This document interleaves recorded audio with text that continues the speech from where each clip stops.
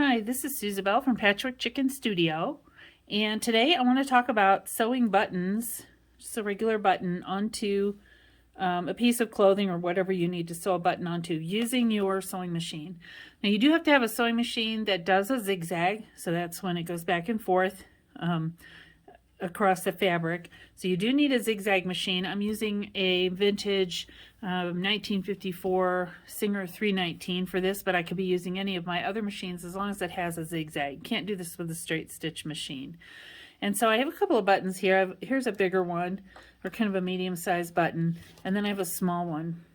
And you can do any of these, and even if they have 4 holes in them, you can do this. The only kind of button you can't do this with is a shank button, and that's the kind that's flat on the top and has a loop on the back. Those still have to be hand sewn.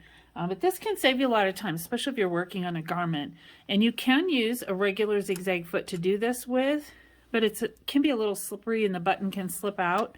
So I have this special foot for sewing on buttons, and it looks like just a little U.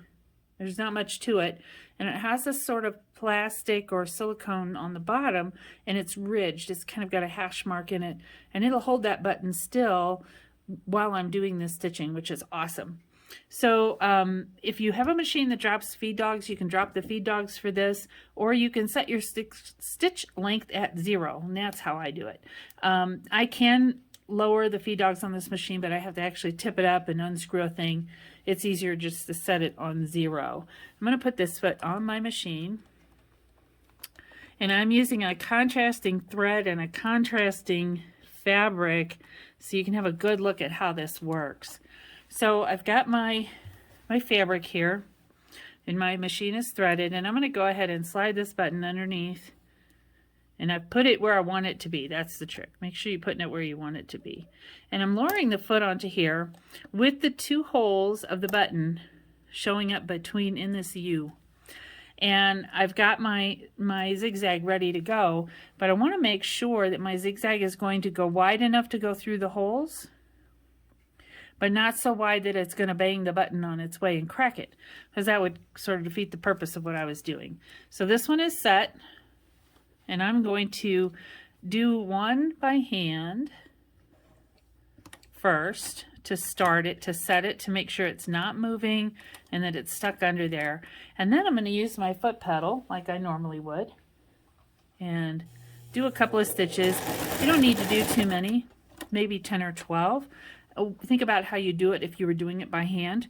That's as easy as it gets. So I can pull my button out, and I'll show it to you here. Let me snip my threads.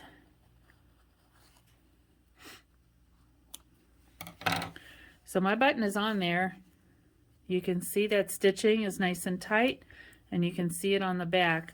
Now I have a smaller button. It's my little gray button here.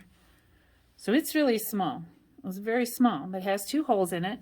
So I'm going to do the same thing with this button, and I know already I'm going to have to adjust the width of the zigzag, or it's going to hit that button with the needle and crack the button, which would defeat the purpose of stitching this. So I can see it's going to hit my button. So I need to reduce the width of my zigzag a little bit.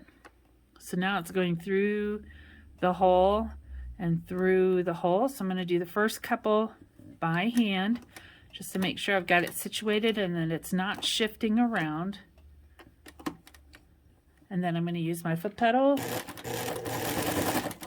And now that button is on as well. So that little button foot is awesome. It holds that little button in place. Big button's in place. Really doesn't matter what the size of the button is.